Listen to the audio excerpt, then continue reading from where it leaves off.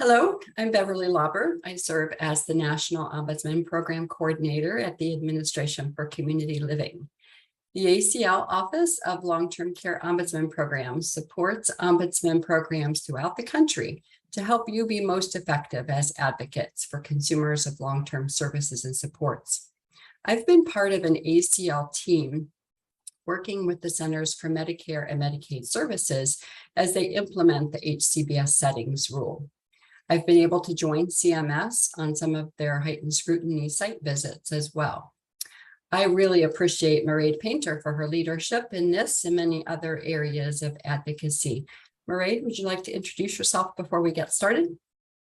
Sure. I want to thank everybody for being here with us today. I'm Mairead Painter, the State Long-Term Care Ombudsman in Connecticut, and I'm happy to be joining Beverly here today to discuss Connecticut's implementation of the HCBS rule and the role the Ombudsman's office has had in that.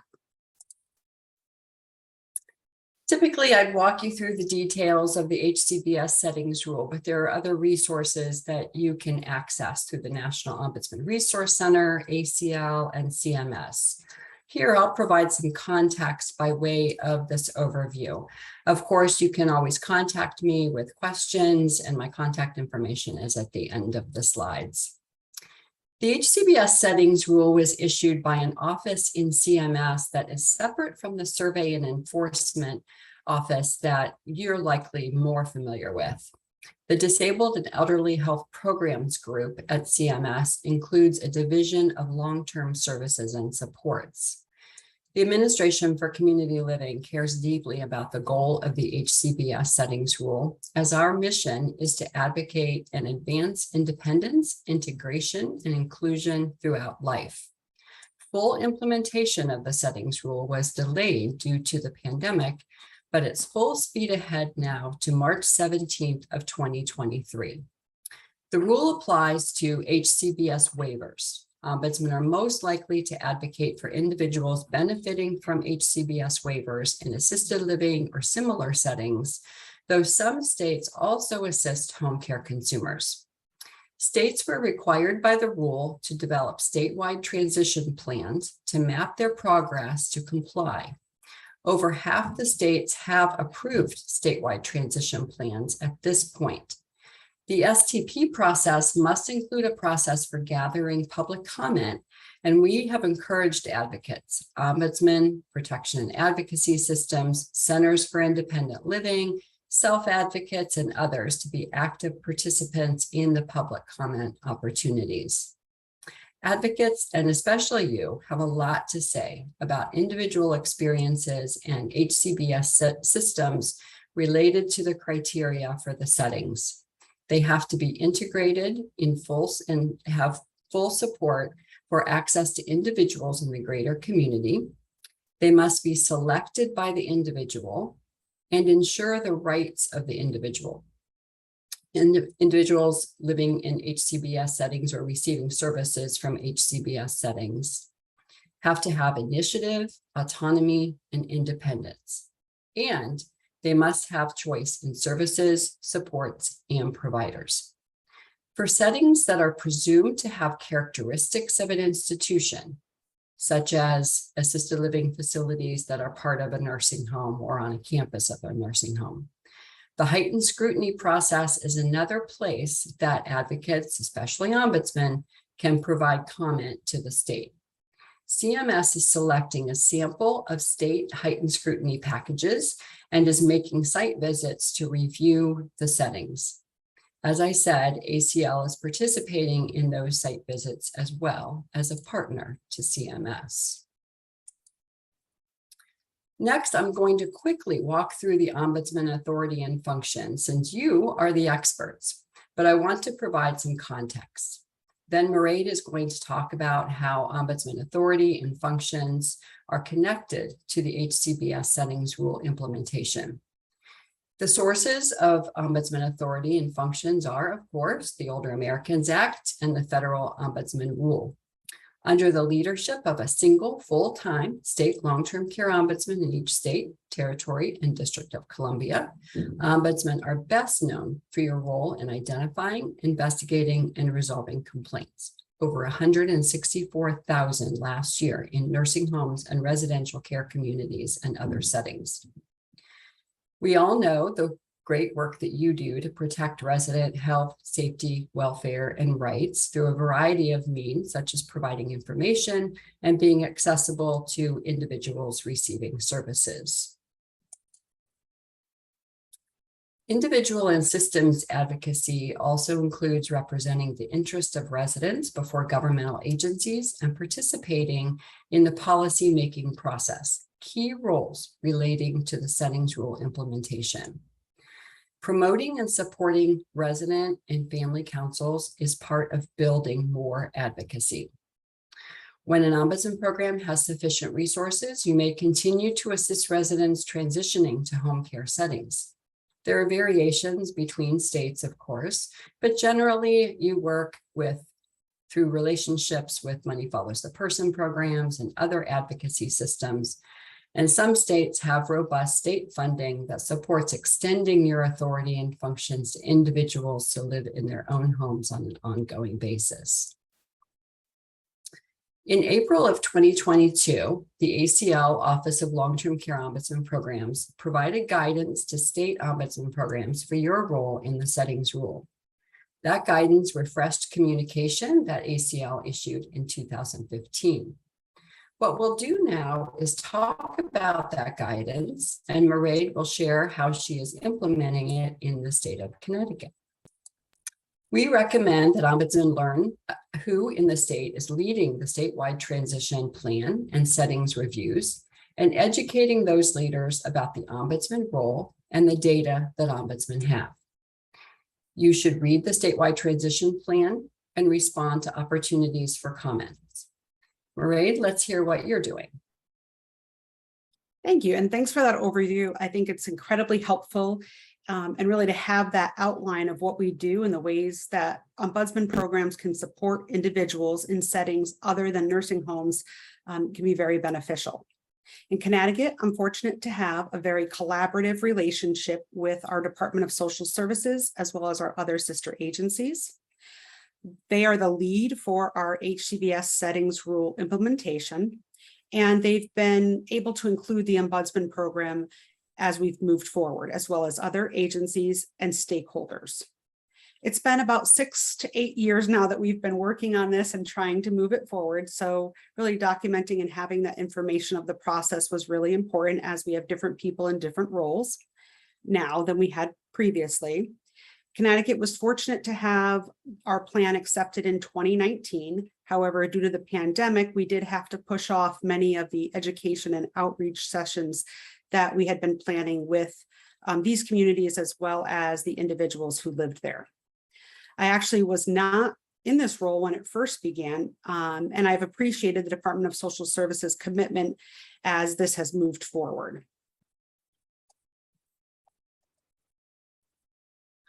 The relationships you're working on are critical to effectiveness of this rule and ombudsman effectiveness. We also recommend that ombudsman programs develop materials about resident rights and rights of HCBS consumers. We know that it's possible that a setting might not be able to meet the criteria, which could lead to individuals in provider-controlled residential settings to lose access to waiver services in that setting. So it's important to define what the ombudsman role will be if that happens. Knowing who the providers are and their status based on the state review is necessary to provide effective comment, especially during the heightened scrutiny process at the state and federal level. Mairead, how are you digging into these activities? Well, I know my peers and I are very thankful for the funding that we've received in order to enhance the education and outreach that we're able to do within these settings and related to the HCBS final rule. For example, in my state, we have a toolkit for residents in residential care homes that explains their individual rights and how to seek assistance and review regulations and other expectations in these settings. I've reached out to other state agencies and stakeholders to discuss how we can update the materials that we have to ensure that both individuals living in these homes and the staff providing them care are up to date with the information and expectations. These materials were originally produced with our office in collaboration with the Office of Legal Services in our state. We will again be reaching out to them, as well as other stakeholders, residents, and family members, as well as state agencies to update these. When we think about non-compliance and continued observation to ensure that these settings still meet the spirit of the rule, my team members will be continuing to make quarterly visits in addition to complaint visits. And the components of these visits will be to ensure that the standards have not changed. We've not developed a formal process yet. However, we do want to provide a process if there are issues or concerns related to the settings rule, how my team members will bring these forward to the state agencies that have oversight authority. These are for systems and settings level issues. For individual complaints and concerns, we would first seek the consent from the complainant. My office will receive a full list of the providers that have met the setting rule, and this is an important component so that we can ensure that each agency and program understands the expectations in each setting. The next few parts of the guidance are about knowing the process of evaluation in the state and using day-to-day ombudsman interaction with residents in these settings to inform the process. Mairead, when you walk through what you're doing here, would you also talk about the importance of what the ombudsman does during a regular non-complaint visit? Absolutely. Traditionally, on a non-complaint visit, the regional ombudsman arrives unannounced and makes their way through the community, talking with residents, observing the environment, and looks at things for regulatory compliance related to the setting they're in. If a resident brings up a question or a concern, the regional ombudsman works with that person to ensure that they're fully informed as to their rights and the options they have to address the questions or concerns. The resident is given a choice as to how they would like to have that concern or question addressed, and if they would like the regional ombudsman to move forward with the complaint. If there's no complaints or questions, maybe not even a concern, the regional ombudsman uses this opportunity to ensure that residents have information about their rights and talks with them about the toolkit we provide, as well as where to find it within their community. Our Department of Social Services developed a tool that is used to assess these communities related to the settings rule. The Long-Term Care Ombudsman Program and the Department of Social Services are committed to working together and ensuring that once the setting is deemed HCBS compliant, that my team members will have the tool and can use it on their visits to ensure the setting is still compliant with the settings rule. Once in place, we will formalize an oversight process and a way to alert the agencies that have oversight if there's a concern. As I stated before, team members from the Ombudsman Program already make quarterly non-complaint visits to these settings, so this will continue. They also have good relationships with the access agencies who provide case management for our waivers. The access agency case managers and the regional ombudsman communicate regularly regarding cases. If there's questions or concerns, moving forward, we'll establish a regular meeting process if that's necessary. And any of these settings where there's case managers that have concerns, we will address them. But typically, this is something that's done on a case-by-case basis with the consent granted by the individual for the ombudsman to have involvement. I mentioned earlier that advocates and ombudsmen often collaborate and also have a role that we want to see collaboration happening around the settings rule. I agree. Collaboration and communication are essential in order to support the individuals receiving long-term services and supports. There's often many people and many agencies involved working to ensure that the individual's goals and needs are met. My office communicates regularly with the Disability Rights of Connecticut, and will continue to do this moving forward.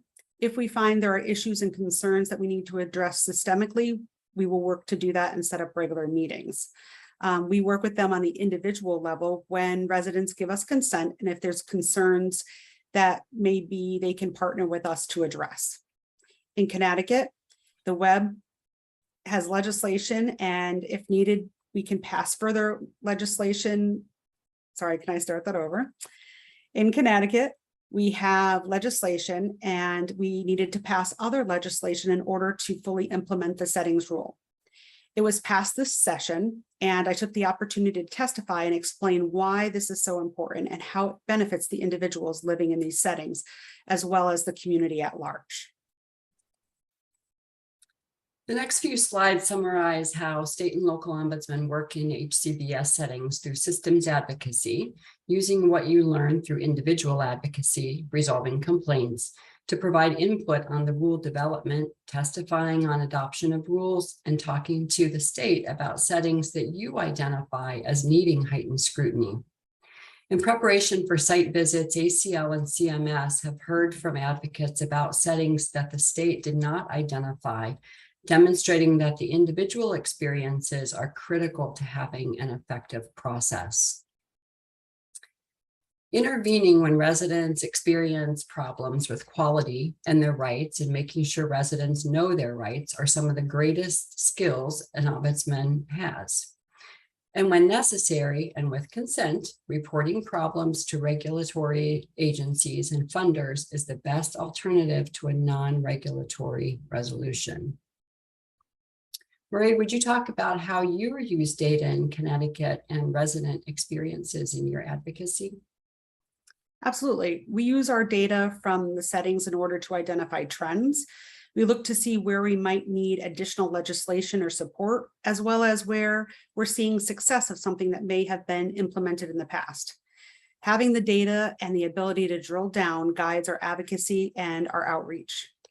When I do education sessions to individuals out in the community, I use information to ensure that the individuals are fully informed and making decisions about their long-term services and supports. It is also critically important to have this data when looking to propose possible changes in policy and that others might need for decision-making. It allows us to have information when either offering support or trying to challenge something we feel might negatively impact the individuals we serve. I think the settings rule and access to the least restrictive environment has been an area where data from the Ombudsman's office across the country has shown for years that individuals wanted choice outside of just a traditional nursing skilled facility. Instead of the traditional skilled nursing facility. Using that information to advocate for other options, I think, has allowed the federal government to offer greater options and more direction for individuals. This support individualizes choice at a much higher level than we have historically been able to have. As we finish up here, I want to remind you about the National Ombudsman Resource Center that is operated by the National Consumer Voice for Quality Long-Term Care. We provide a grant to Consumer Voice to provide training and technical assistance to ombudsman programs, and they contribute to a strong nationwide system of advocacy. Here we've identified some specific resources relevant to our topic today. And if you have questions, contact us. Marie, thank you so much for contributing your voice today to everything you're doing in Connecticut that ombudsmen across the country can learn from. Do you have any closing comments? Yes, I just want to thank everyone for joining us today, and thanks, Bev, for asking me to join you for this presentation. I also want to give a little shout out to our state agencies here, the Connecticut Department of Social Services, as well as the Department of Public Health, other advocates who have really supported the involvement of the Ombudsman's office in this process. Thanks very much.